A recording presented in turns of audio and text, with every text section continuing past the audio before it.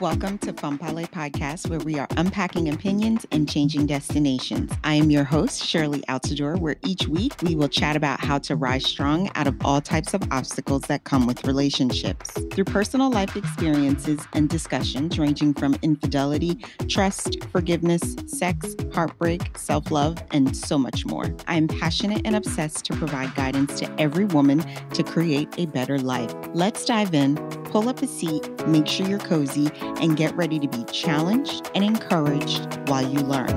With me, your virtual girlfriend.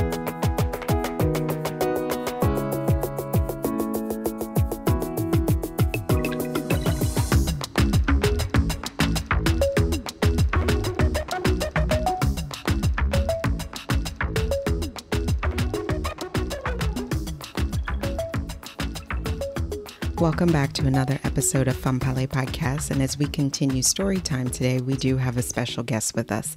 We have former NBC News anchor Sherrie Dunlevy, who served the Wheeling, West Virginia area for nearly 30 years, both on television and radio. Today, she is a best-selling author, inspirational speaker, and the founder of Graduating Grief Academy and the host of Graduating Grief Podcast. Welcome, Sherrie. How are you today? I'm well, Shirley. How are you? I am doing good. Good to have you on the show. I appreciate you coming on to being a guest. So, of course, just let the listeners know who you are, and you can add on to my little introduction. Okay. Well, yes, my background is a television news anchor and a radio talk show host. Now I'm a podcaster as well, as you are. I love this because I love the deep dive.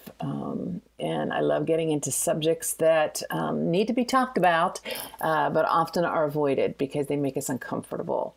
And I would say that the number one thing, we can talk about sex so much easier than we can talk about death and grief. We can talk about finances so much easier than death and grief. We never want to talk about this. And I feel that this is something we truly need to talk about because just about every single one of us is grieving or will be grieving. And I think that last year, during this pandemic and even into this year, many of the feelings and emotions we are feeling are actually grief. Yep. And we don't realize it. We have lost our freedom, our ability to hug, ability to gather with family and friends. That we have lost family and friends. We have lost the ability to maybe say goodbye to them in the ways that we have said. We've lost weddings and class reunions and family reunions. So we are actually experiencing loss, and people don't realize this. And it's coming out as anger and hatred and everything else because we don't talk about it. And it's time that we do. So that is, now that I have the background as a communicator, and now I have the life experience as someone who has experienced grief on so many levels and so many layers, that I feel that it's time for people like me to start talking about it. And even if it makes other people uncomfortable, because even if you are hearing the conversation, you might be brave enough to enter into the conversation at some point. Absolutely. And, grief is an important topic to talk about because, Sherrie, even though we all know we're not here forever, it is something that is never discussed with your family. Even when I think for myself, it's a discussion I have not had with my own parents to make sure are things in order before that time comes, because we don't talk about it. I have to make sure, even for my children, I make it an easier transition. Granted, I'm young, I'm 38, but you never fucking know when that time is going to come. So this is why this is important, because it is a very sore and rough topic. And when you bring up death, people are like, let's not talk about that. You're not going to go anytime soon. I don't want to discuss that. I don't want to bring that up. Why speak that into fruition? But I'm not speaking anything into fruition. We all are going to go someday. Don't you want to make sure that things are easy for you when I'm not here anymore? Yeah, I agree about that. And my husband and I, very early into our marriage, dealt with grief. So, we lost our second son, Brandon, and it was one of those things where it was just thrust upon us, and who would ever think that, when you're planning your family, that something like this would happen, right? So this is an out of the ordinary and out of life order. So I became, how do I say, it was forced upon me. It wasn't something that I chose. And the difference between what I didn't know then and what I know now is that we should be talking about these things, because it just makes it easier on everyone. I want to set it up and talk about it so much so that when I go, all my son has to do is grieve. Absolutely. That's all he has to do is grieve, right? My son, Brandon, died 21 years ago. This year, first started off the year losing my beloved dog, who was like a child to me. And the grief, I cried over him today, talking to someone about him. It's 9 months later and it still is heartbreaking to me. I lost my dad in May. And my dad never wanted to talk about death, ever. Never wanted to talk about end of life, never wanted to talk about options. As a consequence, my mother, my sister, and I had to make all those decisions for him. He sent palliative care away, when they came into the hospital. I don't want to talk to him. And then finally, it was like palliative care came to us and said, well, what are we going to do here, ladies? Right? And then they had to ask him, do you trust your wife and daughters to make this decision? My dad wouldn't even make the decision on his own. He didn't want to talk about it, right? And consequently, then he left us with so many things undone that is just causing so much anxiety and stress for all of us, when we haven't even had time to mourn his passing because we've had all this other stuff to deal with, right? So it's just been excruciating, because you have to tamp down that grief because you've got business to take care of in this world. And, I'm sorry, but that's just how this world is. And so we need to talk about this stuff. And the reason that I was called to this is because, and it's a long story, but everybody's going to die.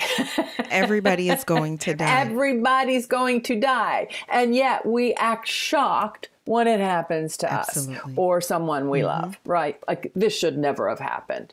Do you think it's going to happen? Sherrie, do you think it's anxiety? Even when your father was in the hospital, I'm assuming, was he in the hospital or at home? Yes, he was hospitalized.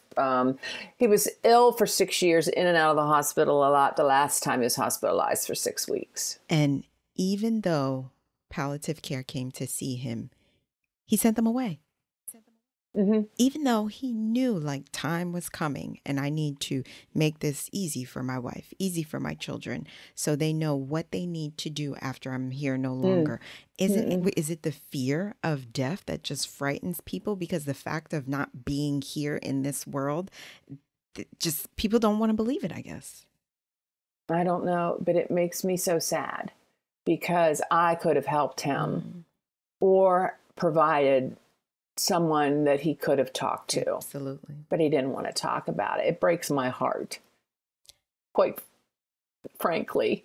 And it's okay to cry too. So I just want people to know that you're touching on a subject that is painful at times, but tears don't frighten me, and tears shouldn't frighten you either. You're not making me cry by the questions you're asking. Good. I'm crying because I'm mourning my father. I'm mourning the fact that I don't know whether he was scared. I don't know whether he felt alone. I don't know any of this because he wouldn't talk about it, right? Would it have been easier on us? Yes, it would have. Sometimes I feel like it's selfish on his part? Yes, I do. But I do think it's fear. I do think it's just utter fear. And they say that, and this is why I have graduating grief, because They say that those who fear death are those who didn't truly engage in life. And I think my dad played a lot of things in life safe, right? And we all take the path of least resistance a lot of times, right? And so with graduating grief, see, when I lost my son 21 years ago, I could have curled up in a hole and just locked down and been imprisoned by that pain because I lost my child, right? And who would blame me, right? Who would blame me that they can't even imagine losing a child? So if I was devastated and couldn't go on with my life, people would say I could certainly understand that. I don't know how she could do that. But I knew that's not what I wanted. I did not want my grief to define me and who I was. This is a chapter in my life. It is not my full life story. So what my son's death, small, short life and death really spoke to me is, okay, Missy, how are you going to live your life?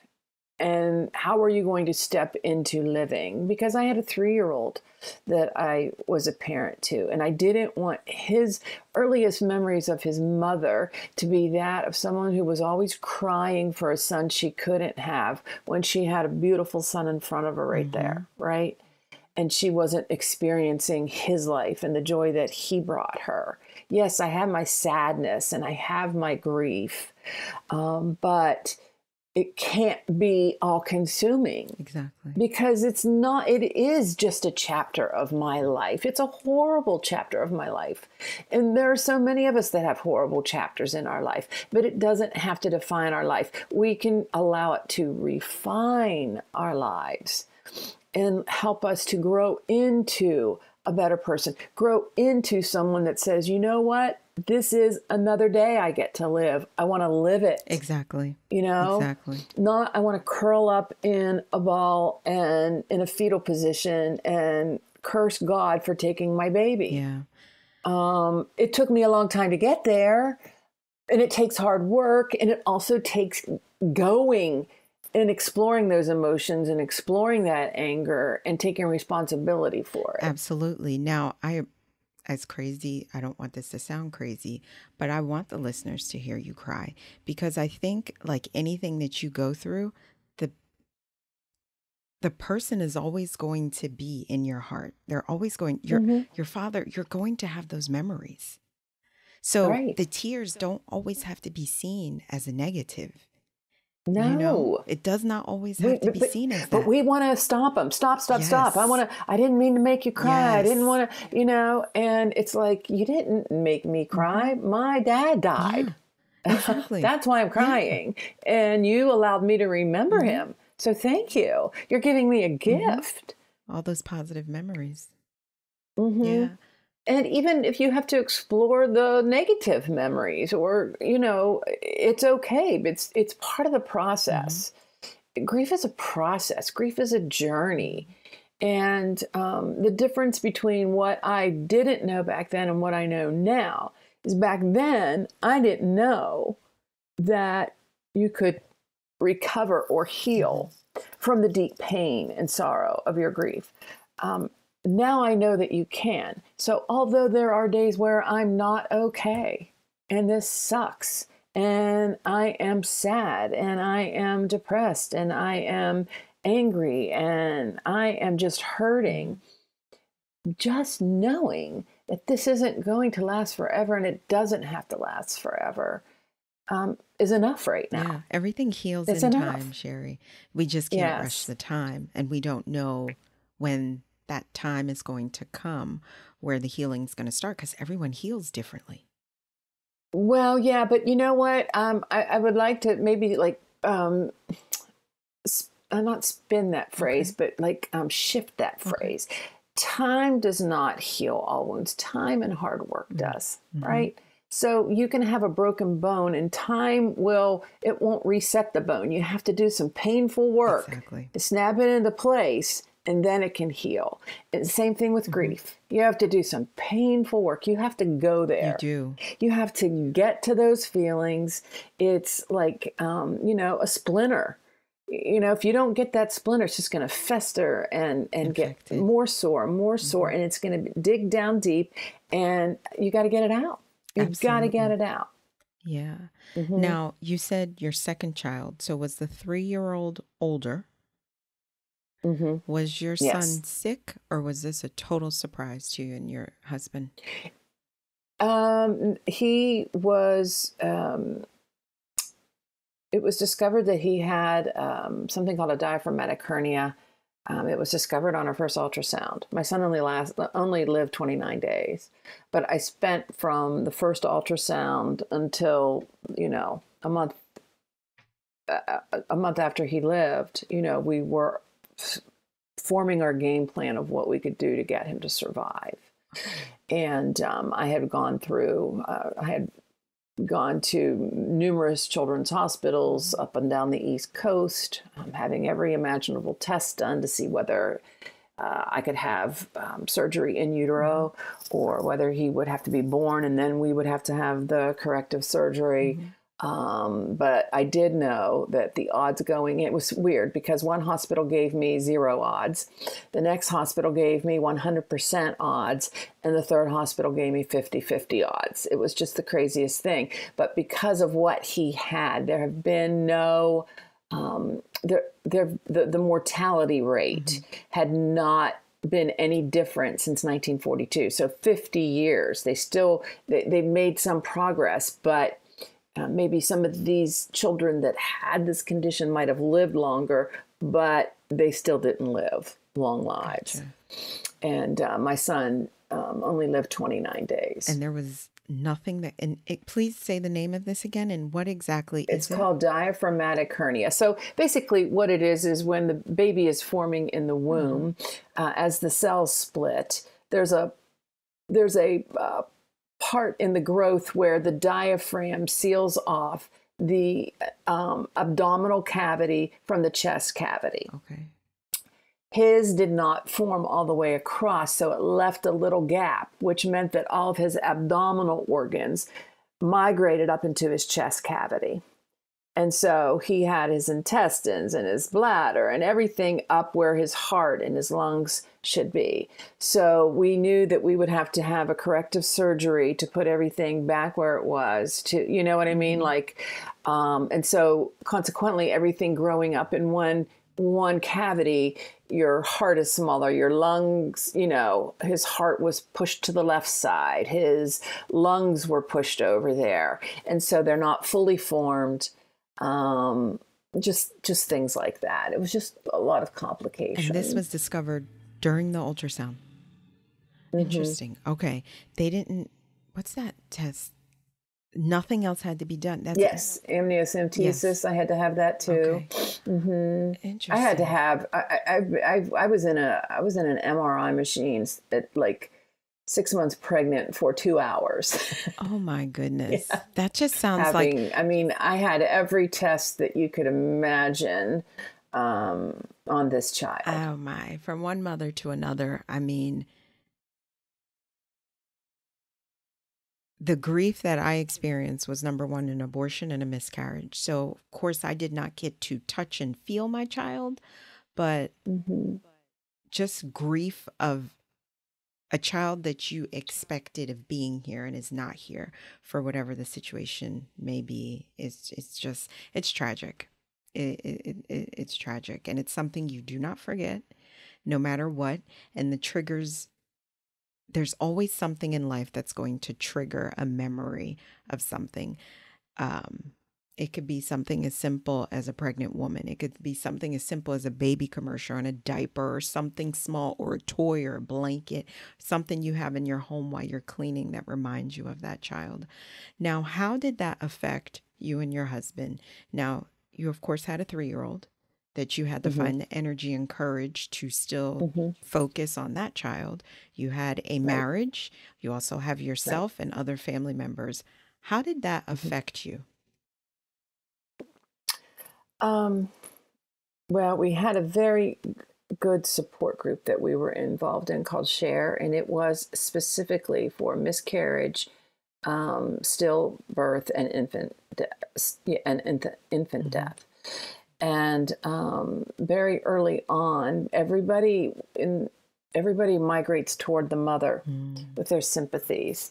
And so very early on, they address the grief of the father. And so my husband and I were very cognizant of that and very honest with each other. And it just seemed to work out, you know, in God's divine timing or whatnot. But when I was having a bad day, my husband wasn't. You know, so we were able to lift each other up and encourage each other, or let us be how we needed to be. And the other would take up the child, you know, take care of our son, Trey. But it was just something that we grieved differently. We had respect for one another. And we knew that this was not a game changer for our marriage.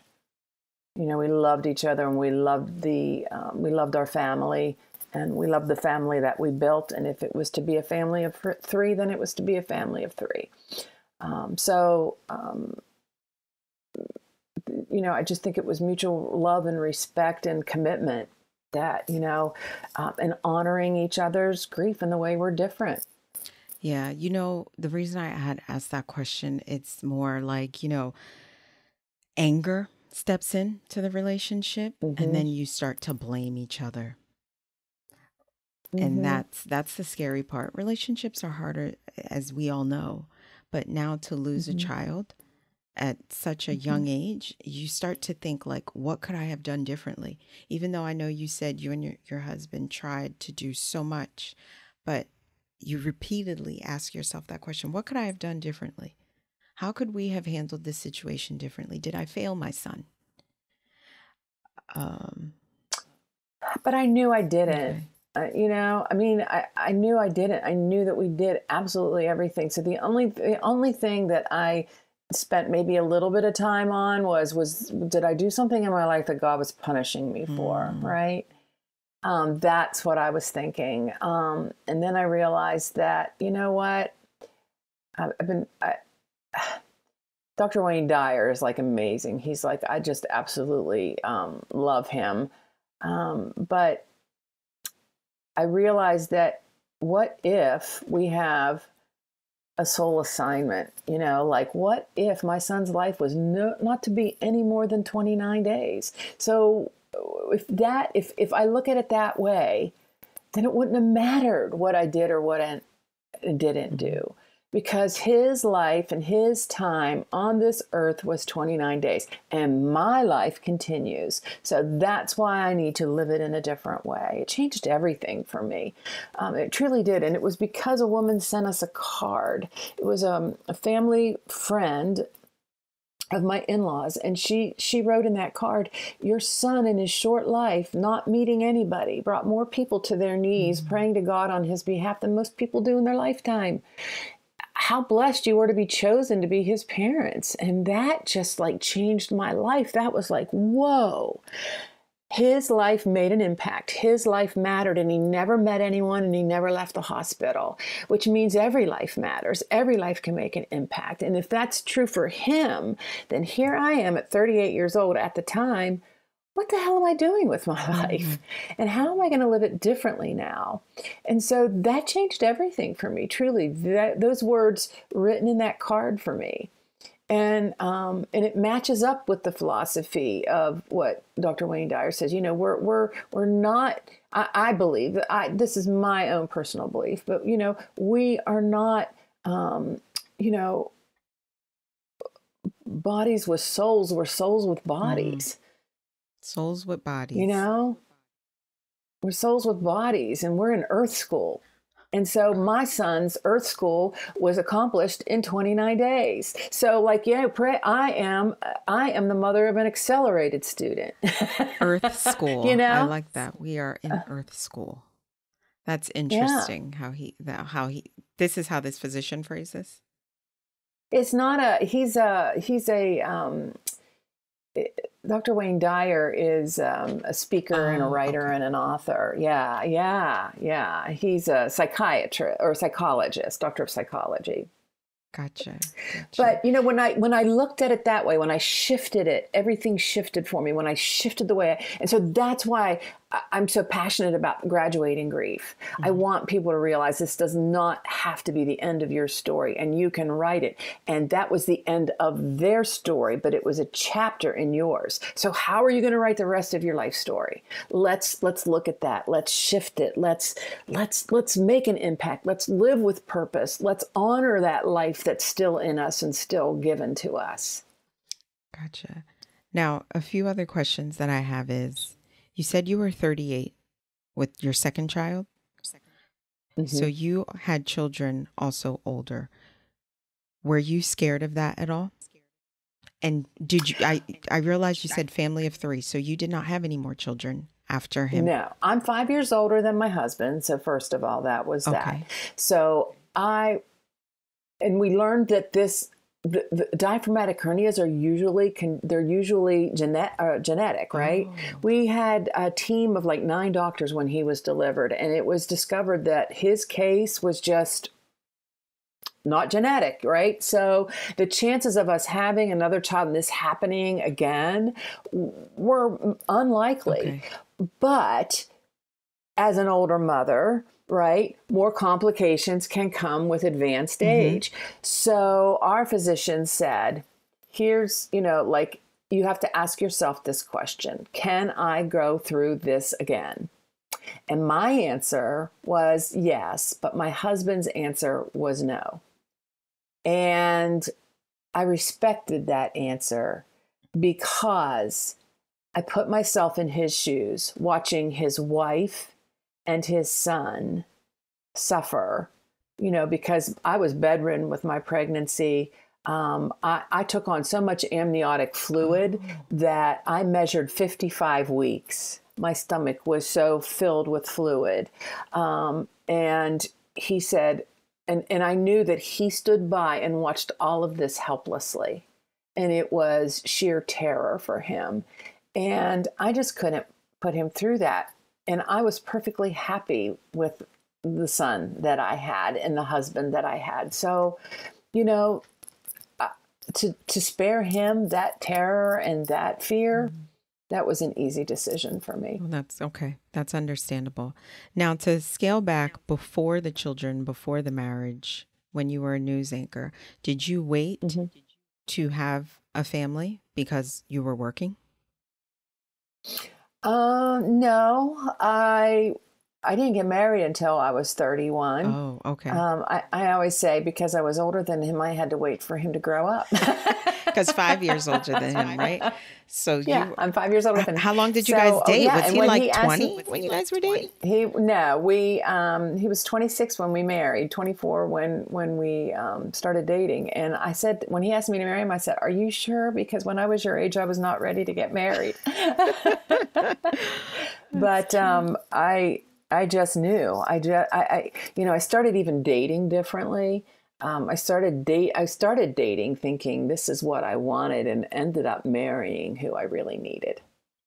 And you know what? I don't think many of us date who we need.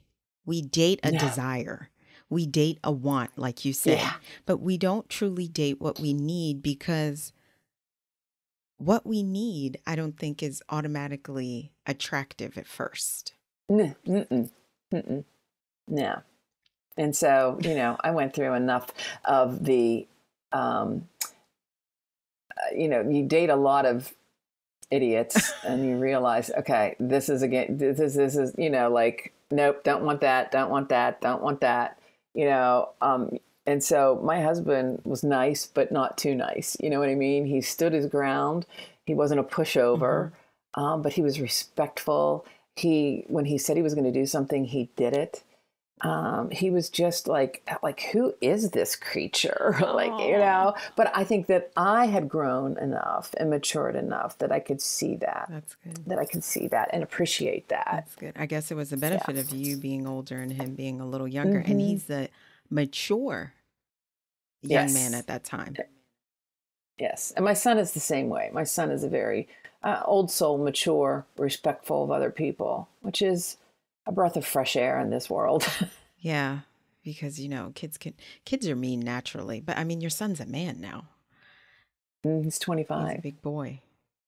Mm-hmm. So now the podcast, Mm-hmm. your son is the impact of this, correct?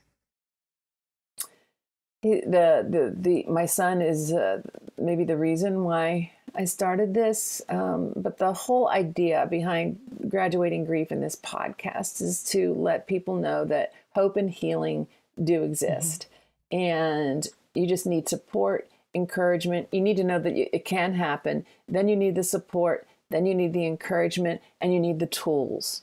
And so that's what I try to provide people in my Facebook community called Graduating Grief and in the podcast. I talk to people that have moved through a very difficult chapter of grief and how they did it. The people that have lost husbands, people that have lost children, people that, different varying degrees of loss. And it can even be, divorce or a cancer diagnosis because, loss of health, loss of your marriage. But I also provide experts that can give you tools to use to help you through this process. So there's a lot of great information out there for people to use that they can get for free when they feel like they're all alone. Now, with your expertise in what you do, how were you able to help your mom and your sister when your dad passed? With his stubbornness. How was I able to help? I don't know that I am. And that's a challenging part because, as you know, you can be totally evolved, but then when you get into your family dynamic, they know how to push your buttons, right?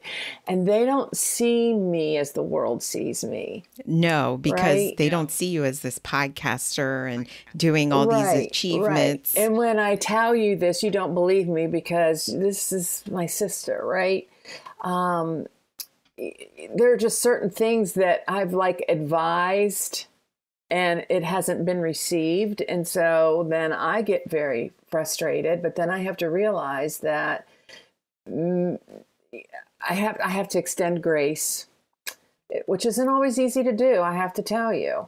But everybody's grief journey is their own and they have to figure it out. And so maybe I'm not that person that is supposed to advise them, but maybe I can lead them to something or someone else that can help them. Very true. And how about your son? How have you educated him? How does Trey now know how to deal with grief? And I'm assuming you and your husband have sat down with him and had this heavy conversation about death. And when your father and I leave, this is what needs to happen. This is what we want you to do. How have your son handled that?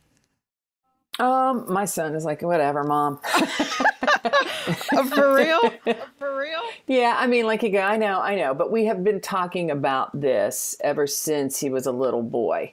When we buried my son, where I live, you cannot buy a grave site for a baby. You have to buy your grave site and have your baby buried on it. So my husband and I, he was in his 20s and I was in my 30s, or no, he was in his 30s. In our 30s, bought our cemetery plots. So they're already buried. So we have not shielded my son from death and dying. Okay. If someone dies, he goes to the funeral home with us. If a relative dies, we give him his space if he needs it. We're there if he needs us. He has his curiosity about death and dying. My son never got to see our son, Brandon, because back then in the neonatal intensive care unit, if you were a child under 12, you were not allowed to go in. Okay. And so he saw me pregnant, and then he knew that there was a baby, but he never saw a baby. So that was confusing. And then all of a sudden the baby dies, and we didn't have a viewing or anything. We had a funeral, but we didn't have a viewing. And so I often wonder if that was confusing for him. He doesn't remember. We've asked him that. But he's we've always talked about death and dying. My husband and I just went and had our will revised. We've talked to our son about it. He knows where things are. It's just like, these are the keys to the house, and this is, I need you to water my plants. You know what I mean? Just like it is a conversation like any other conversation. There's no emotion to it because it is what it is. It's just a part of life like anything else. You're right. It is what it is, but it's hard for a lot of people. They don't want to talk about. Now, with me, I can definitely tell you, I don't have a problem discussing when I go or when someone else goes. I can do that with no problem. But I have a very hard time going to funerals and being at someone's funeral. It's just, okay. I don't want to grieve your loss. If that doesn't sound cold. I just have a very difficult time being present at a funeral. I don't know why. And sometimes people think I'm being cold or I'm not being understanding. And why am I not like rolling all over the ground and crying and upset? But it's just not how I grieve. That's all right. Yeah. That's all right. Have you had any close deaths in your life? My closest death was my grandmother. So in my personal family life, I haven't had many deaths.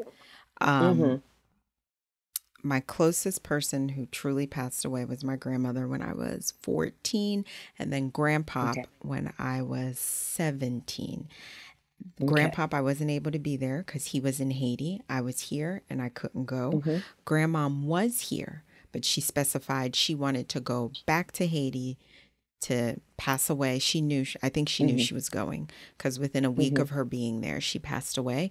And those two raised me up until I was 4.5. So they were the closest people to me that passed, and I couldn't even attend their funeral. And now hubby, I feel like there's a death around him every year. Really? Yes. He has a large family and he has friends. And since I've been with him, I can probably count almost on both hands how many deaths there have been. But I have a very hard time. Like I get silent anxiety when I know I have to go to a funeral. I just don't like going. I don't know why. But you don't have to like going. I don't like going either. No, I don't like I don't know anybody that likes going.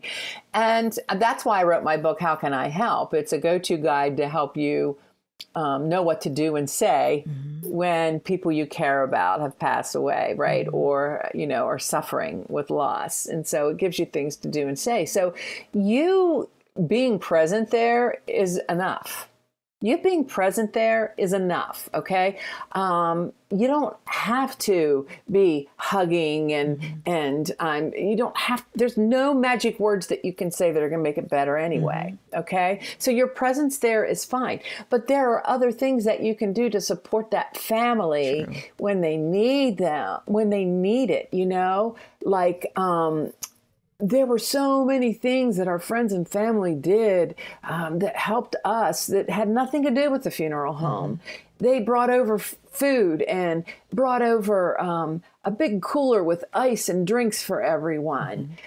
Someone helped us mow the lawn and do the shrubs and, you know what I mean? Like, you can do laundry for someone or watch their kids or take their kids for a walk or take their pets for a walk or make phone calls for them. There's so many other ways that you can support people. Like just that doesn't take that grief path. I, truth be told, I had a friend that had cancer and it scared me to death. And I knew I wanted to show up for him.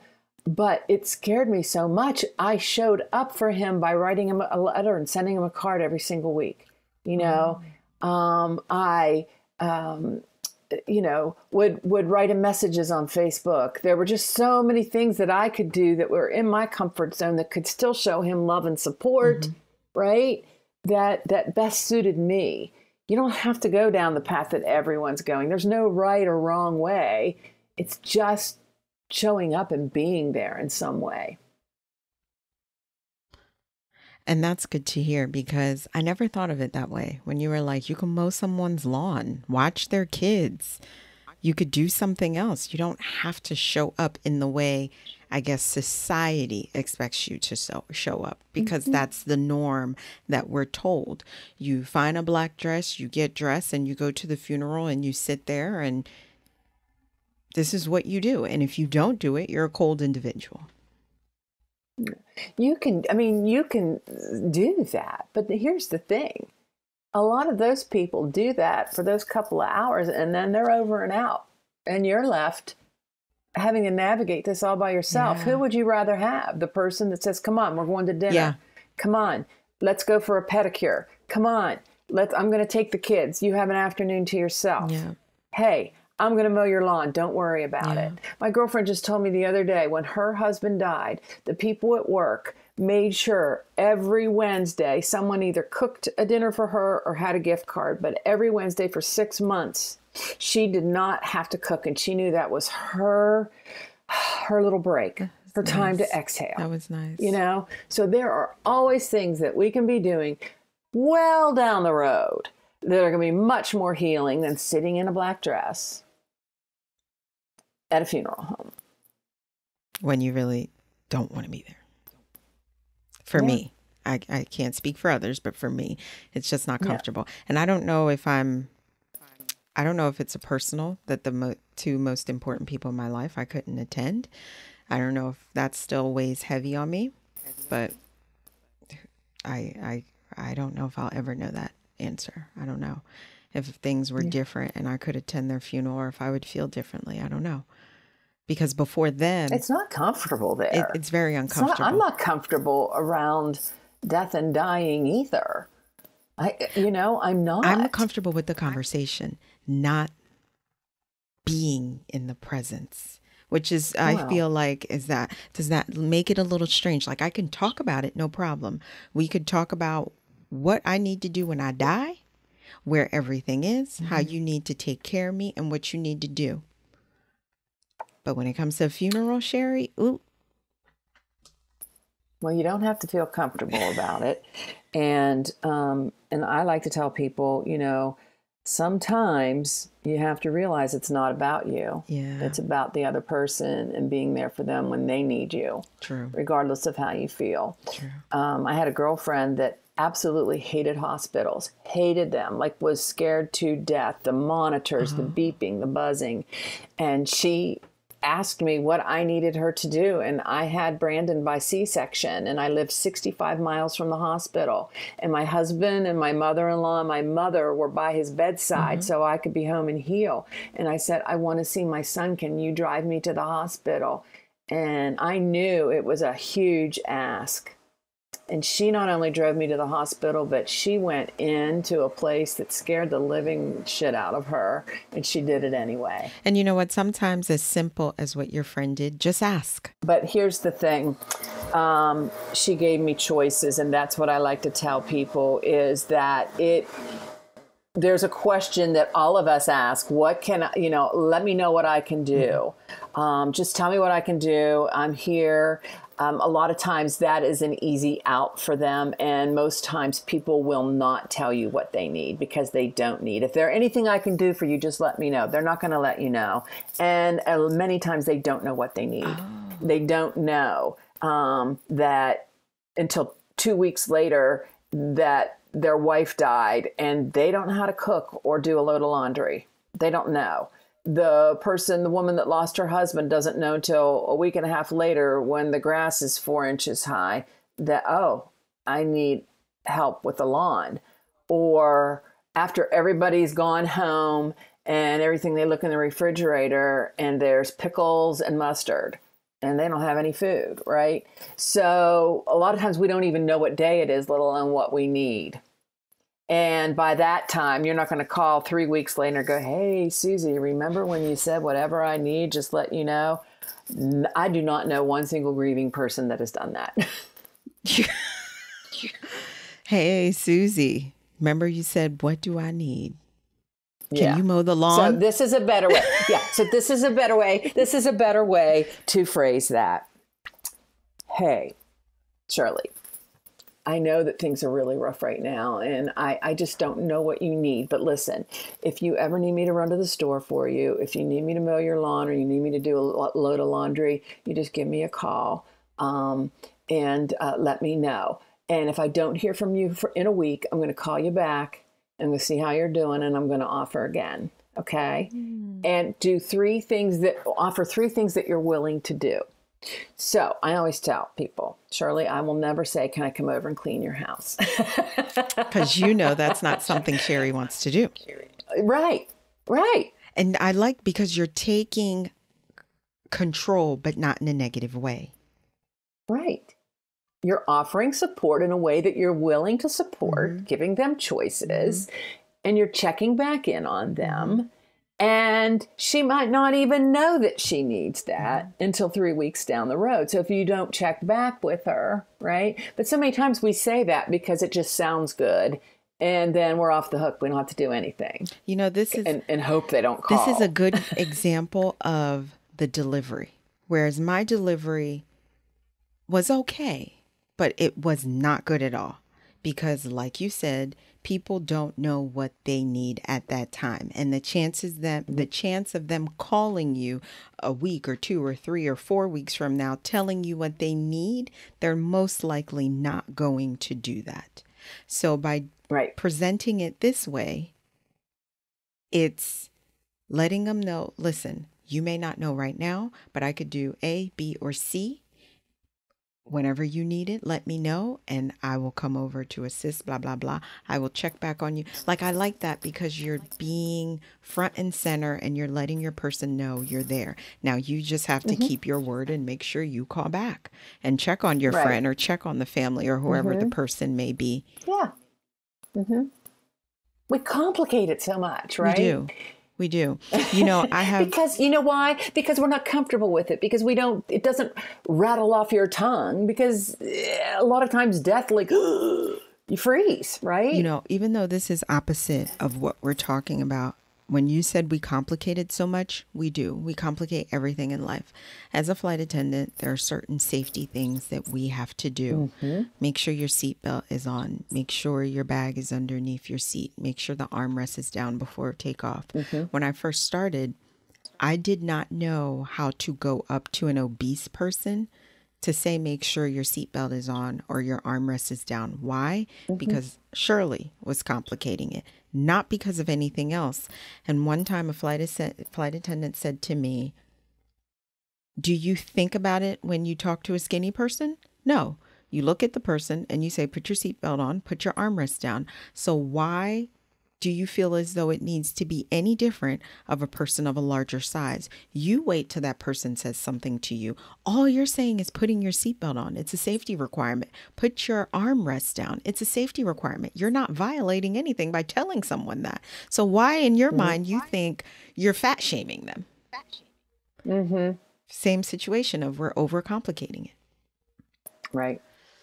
We overcomplicate it. So what advice do you have in a few different angles? Number one, advice from a grieving mother who has lost a child, lost a husband, lost a mother, a father. What advice do you have to offer them? And also, is the grieving different? Before you go into that, I have another question that just popped in my head.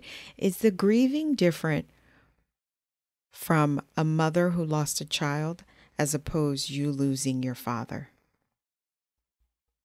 Yes. All grief is different. Okay. You want me to start with this one? This one? All grief is different. And we should never compare our losses. Okay. So, and this is why I say it's different. If my child was my child, so that was my grief, right? With my parents, they were married. Okay. So consequently, my dad's death is my mom's like the primary griever, right? I'm like a secondary griever. It was my dad. Now, if my parents were divorced, then I would be the primary griever and my siblings would be all the primary grievers, right? We still grieve, but I feel, this is just my opinion, that, my time and attention needs to go with her because this is where the most intense loss is being felt, my mom lived with him for 59 years, right? I lived with my father and mother until I was an adult and then launched on my own, right? So I don't have that day to day. Exactly. With a son, and it was a proper order. This is how it's supposed to be, right? Like you lose your parents before you lose your siblings or your children. But I lost my child. That's an out of sequence death. That's not how it's supposed to be in life. So you've got that complication, right? And you've got to deal with that. But I will tell you that I lost my dog in January. Intense grief. It was day to day. Was that the family dog? Of my day to day. Yes, our family dog. And so I'm just saying that each grief is different. Your reaction to it can be different, but the difference between what I know now, what I didn't know then, is that if I do the work and if I have patience and love and trust the process of my emotions and feelings and what this is all about, I can return to my life in a way that's purposeful and meaningful and beautiful and even joy-filled at some point. I don't feel it right now, but I know it's out there and it's possible. Now, let's back up 21 years ago. I didn't know that that was possible. I just knew that I didn't want that because I didn't want that for my life, but I didn't know what it was. I didn't know how to get out of the support group that made me feel intensely sad every other Tuesday. You know, as I was starting to heal, I realized I wanted to heal. I was ready to graduate. That's why I call it graduating grief. I was ready to graduate from that pain, but I didn't know where to go to next. So that's what I've created. This is where you go to next. This is how we learn to get through the fear and the guilt and give ourselves the permission to live and give ourselves the permission to smile and give ourselves the permission to enjoy life and laugh when maybe other people, or date again, you know, because everyone else might not like it, but this is your life and you're holding the pen and you get to write it. Exactly. That's great. Every grief is different, and don't compare. Even when it comes to grief, comparison still matters. Yes. I've lost a child. I can talk to another mother who's lost a child, and I still don't know what her grief feels like. I know what intense pain it feels like to lose a child, but I did not have her relationship with her child. So I don't know what she's feeling. But I can tell her, I know that you can graduate your grief and pain, graduate from that, and step into living a joy-filled life. Because if I can do it, you can do it too. Absolutely. Right? If no one has ever in the history of ever been able to do it, then maybe I would say it's not possible. But it is possible because I've done it. And I want other people to realize that it's possible for them too. But they have to choose it and they have to go there. And it's hard work. And do the work. And the work is not easy. So now on to our second question, or not our second question. Our words. What's the first question? You answered that question that I had, that I was thinking of when you said grief was different. So now it's the words of inspiration for a grieving mother, especially.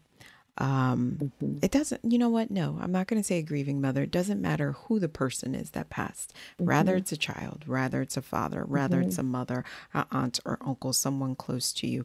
How are they supposed to pick up and move forward?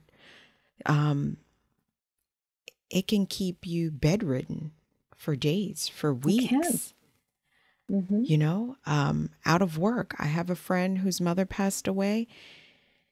She ended up leaving her job. She wasn't fired, but it was just so heavy on her because her mother's death was a surprise.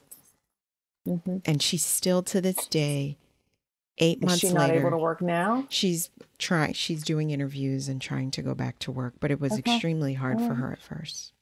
Well, yeah, and it can be hard, and it can be like it knocked the wind out of you, right? And you want to crawl in this fetal position. I encourage people, like, if you are in that fetal position, just sit up. Start sitting. You're not going to go from fetal position to running into the light and joy, right? You can sit up and you might feel weak and you have to lay back down, but you sit back up again until you get stronger. Then you put one knee up, you know, and then you might fall back down again, but then you put another knee up, and then you get to a standing position, right?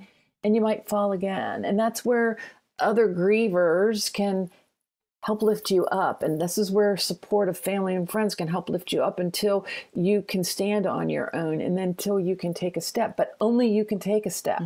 Only you can take a step, and you must take a step. You can choose. And this is what's really hard for people, because you can choose to be a victim of this, because you're getting a payoff. You're getting a, I don't know how you go on. I've never been happy since my mother died, or since my dad died, or since my son died. There's never been a, you know, and you get a payoff for that, but that's going to keep you in a prison, right? Or you can sit up and you can go, you know what, I'm going to try to take another step today. This is hard. This is a hard journey, but this is my life, and it's worth living. And what does my life, how can I let their death define my life? What if God gave me a gift and I get to the end of my life and God says, Sherrie, what did you do with your life since Brandon died? And I said, well, I didn't do anything because you took my son. I laid in a bed all day for 15, 20, 25, 35 years, God. You took my son. And I could never recover from that. But that's not why I put you here, Sherrie. I put you here to share love and light and hope and possibility with people, you know? So am I going to step into that? So this, sometimes when we're broken, when we heal stronger, right? We heal stronger. And so that's what I'm trying to do, is heal stronger and let people know that healing is possible, and that maybe your loved one's their life and their impact was made, and then they were called home. But your journey continues. And if you lay down, then we've lost 2 lives. And, you know, we are all here to impact the world and each other. And so maybe my words are impacting someone that's listening right now, right? But if I were still in that fetal position, they would never be able to hear this message of hope. Exactly. Right? And so if I held back on my gifts, then I'm not just cheating my life, I'm cheating the world. And that's how we need to look at that. It might be it might be an impact of someone's life that you're supposed to touch somewhere down the road, but you've got to get strong enough so that you can do that, right? It might just be smiling at someone. It might just be a kind word that gets them through a day when they were going to go home. And, I don't know. I just truly feel that we all have a divine purpose here, and we're supposed to step into that. And we can't waste time, because tomorrow's promised to no one. My son got 29 days. That's it. Yeah. 29 days. Tomorrow is promised to no one. And remembering that there is life after death. Yeah. That's what's important, because as you said, even taking baby steps every day, just trying to sit up one day, it might feel heavy, and it's going to feel heavy, because if you've ever been in any type of pain or any type of, grief or anything that you go through gets you into like a deep depression and you don't want to do anything, it's going to feel heavy. Something as simple as sitting up on your bed is going to feel like you're holding the world, but doing it every day, kind of like an exercise routine. Yeah, you get stronger, just like your muscles. You're building your muscles. And we've become accustomed in this world, and maybe even in our society, that we're supposed to protect ourselves from pain. Pain is natural too in life. We have to build resilience. You don't get resilient, you build resilience. Okay, so you have to do work to build that resilience. You have to get up. You have to actually do something. It doesn't come to you just because you can survive and exist, or you can live and you can thrive. Yeah, emotional. You can make that choice. Yeah, absolutely. Because I think of emotional pain just like a scar. You got to put a little ointment on it, because it's going to help heal it better. Same with the emotional pain that you're going through. You got to put a little work so the healing can be easier. And I don't want to use the word easier because healing is never easy, but it's going to, I feel like, smooth out the surface a bit. Right. And sometimes, you know, that scar or that skin's going to break back open again. So that's what I want people to realize too. It doesn't mean you're never going to be sad again. It doesn't mean you're going to forget them. It doesn't mean that you've moved so forward that you've left them in the background. You carry them with you. You carry the good parts of them. You know, I had my dad for 59 years. I was blessed 59 years. The last 6 years were very hard and challenging and trying. And the last two, you know, this last hospital stay was 6 weeks of pain. But I've had 59 years of joy-filled experiences. Why am I not focusing on that? You know, and with my dog, 12 years of pure joy, intense joy. Every single day he made me smile and made me laugh. I'm going to focus all my energies on the 20 minutes of suffering that he was in his dying. You know, I mean, life's too rich for that. We're throwing away all the good stuff if we're hanging on to all the bad stuff. You're right. You're right. The tears don't have to be seen as a negative, because even when we first started talking about her father made her very emotional, but it's not a bad emotion. The tears are okay. The tears are okay. Even still this day, I cry for my grandmom and my grandpop. And it took me a long time to realize it's okay if someone sees me cry. It's all right, because they're not negative tears. They're tears of joy. Something came in my mind that made me remind me some significance that happened in my childhood, the happy times when grandma and grandpa were here. And we're human beings. Yeah. No matter how far you get, you're not forgetting them. No. No. My son, you know, I consider my son a co-creator with me. All of this, you know, if I would have laid in that fetal position and been the grieving mom who could never, the poor little news anchor who lost her son and could never return to her job, and, you know, no one would have known Brandon's name. You know, no one would have been impacted by his story. And here I am, a co-creator with him. I carry him with me every single day. And I still get to talk about him, and his life is still impacting other people. Absolutely. That's living forever, right? Yeah. And the fact that you can smile after. I know you guys can't see her, but she has a nice, pretty smile on her face. And, you know, she doesn't let it take hold of her. Well, Sherrie, but it didn't happen instantly. And I just want people to, you know, have grace with yourself, feel the emotion. Some people say it's been 3 months for me and I'm not making any progress. And I'm like, my dear, sweet woman, it's too soon. You know, it's too soon. It's when, you know, you let this consume you to where you're 9 months down the road and you still can't get out of bed, you know, but don't rush it. Feel it, go there, let it take you where it needs to take you, and learn the lessons you need to learn from it, and gather the gifts that can come from it, because there are gifts that can come from everything in life. Absolutely. Sherrie, I want to thank you for being a guest today and offering us a word of wisdom and talking about a topic that most people won't even dare to even think about. But listeners, please remember, one day we're all going to go. I mean, that's something you just do not have control over. We all are going to leave this earth one day. So have those hard conversations with your parents, with your child, with your aunt, with your uncle, whoever that person is that you need to have the conversation with. Don't be scared to have it. Make that an easy transition for the person, because they need to know how to handle your affairs. And the last thing, as Sherrie had told us, trying to figure out someone's affair and grieving, it's kind of like, come on now.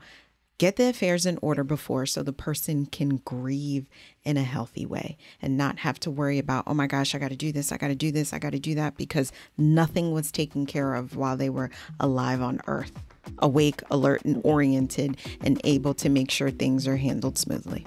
So Sherrie, again, thank you for being a guest. And thank you guys for listening. And as always, love yourself, voice yourself, and be yourself until the next podcast, guys.